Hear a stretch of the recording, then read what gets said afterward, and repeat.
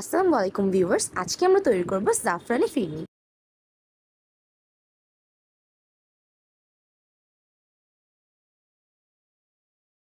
এর জন্য আমরা প্রথমেই নিয়ে নেব হাফ কাপ পোলাওর চালের গুঁড়ো,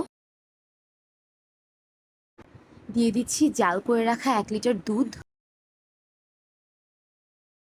এখন এটাকে ভালো করে গুলিয়ে সেট হতে রেখে দেবো 20 মিনিট।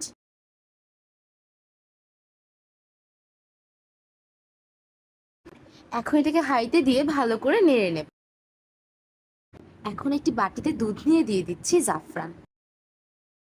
এখন কয়েকটা এলাচ নিয়ে এলাচি বিচিগুলোকে গুঁড়ো করে নেব। সাথে দিয়ে দিচ্ছি পরিমাণ মতো চিনি। এখন এগুলোকে দিয়ে ভালো করে নেড়ে নেব। এখন এটাকে অনবরত নাড়তে হবে। দুধটা ঘন হয়ে আসলেই তৈরি হয়ে যাবে আমাদের জাফরানি ফিরনি।